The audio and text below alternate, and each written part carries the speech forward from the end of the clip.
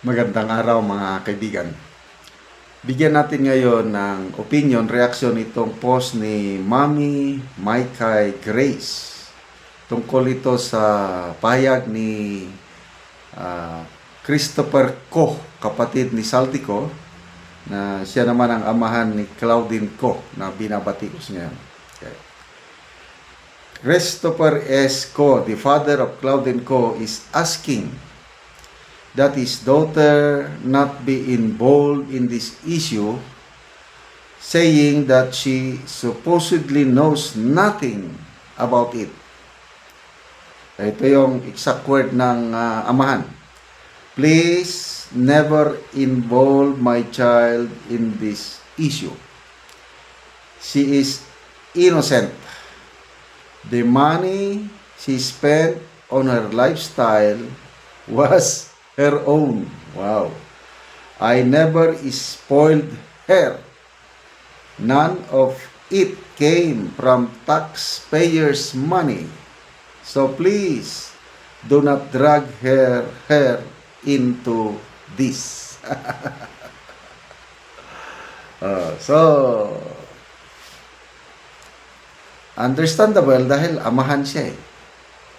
Naawa siya sa kanyang anak sa grabing pambabas ng netizens. Pati ang mga Instagram o mga YouTube account, dinilit na dahil grabing bashing.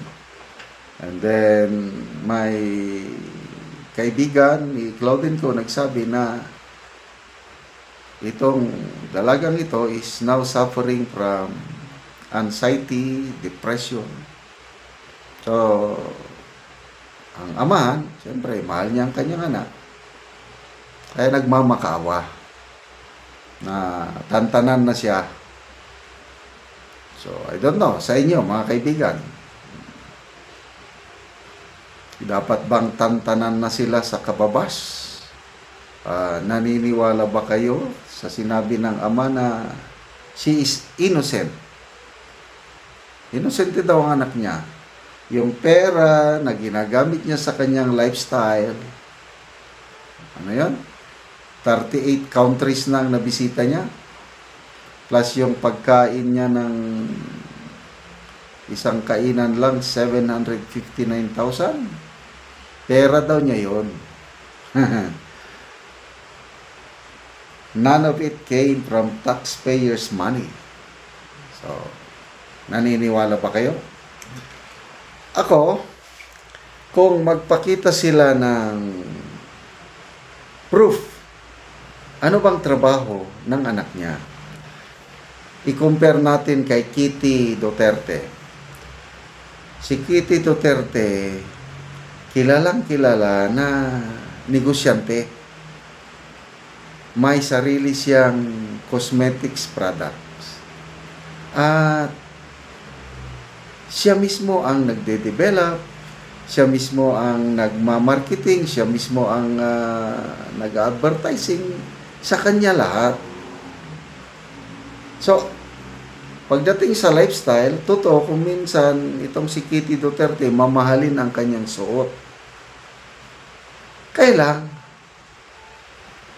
klaro naman na meron siyang negosyo. Kaya, lalo akong napabilib sa mga Duterte kasi itong si Kitty Duterte, anak siya ng presidente, hindi niya ginamit ang pangalan ng kanyang tatay, anak ng presidente, para sumikat ang kanyang produkto.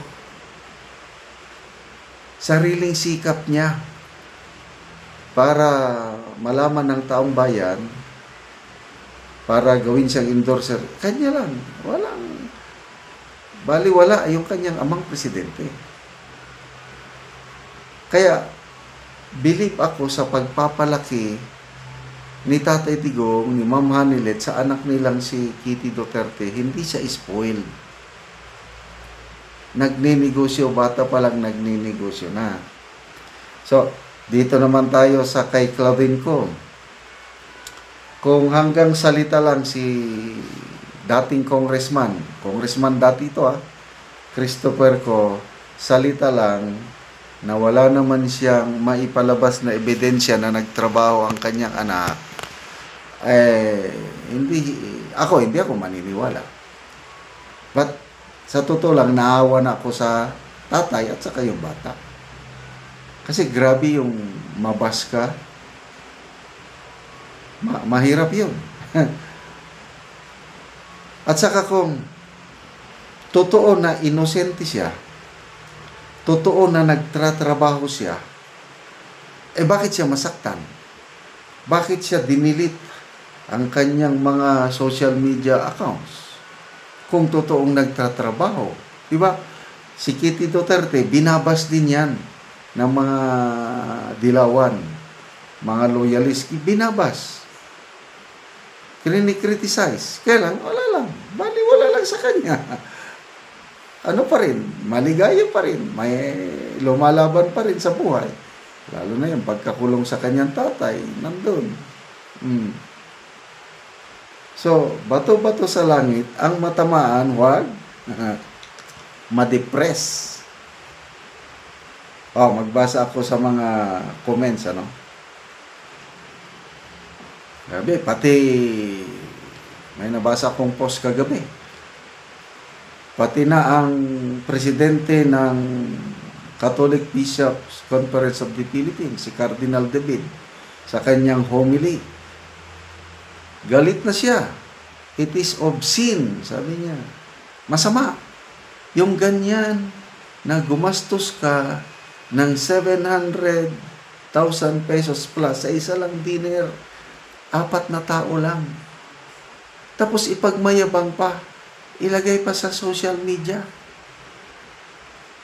Kung hindi sana niya pinos sa social media yung kanyang mga lifestyle, di walang rason ang taong bayan, walang basihan ang taong bayan na ibasya, kasalanan din niya. Bakit mo pa ipagmalaki yung pagkain mo ng 759,000 pesos?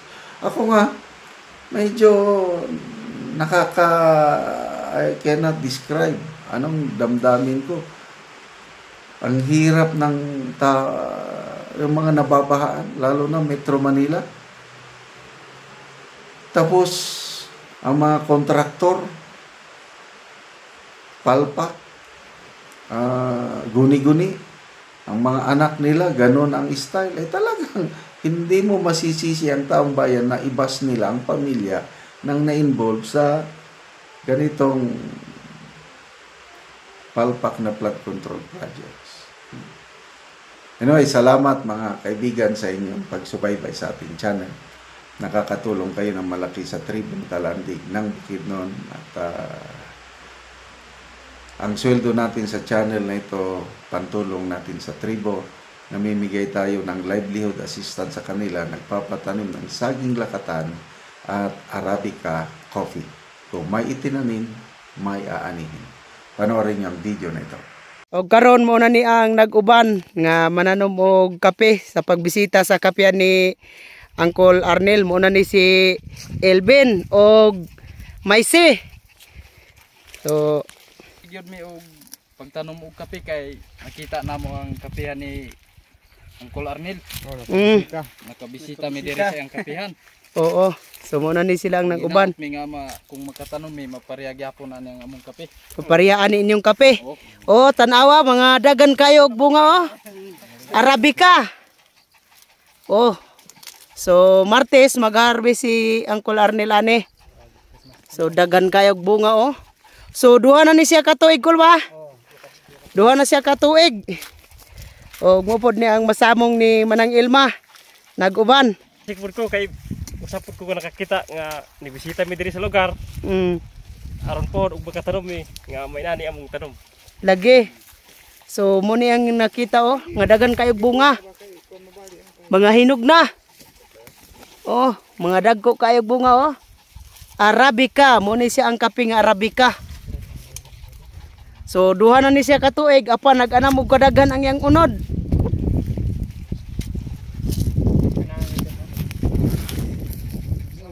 So daghan gid kay bunga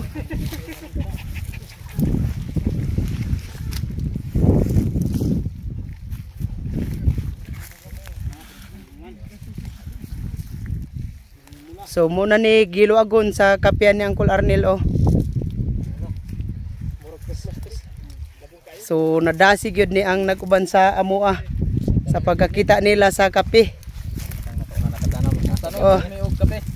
Oh. Sige niya kay nakita ang wala na kay sadag yun nga tanong. So 5 ni karon sila katao ang nibisita dinhi. Salamat kayo sa Ginoo nga makatanom nami. Tanom nami og kape. Oh, salamat ka.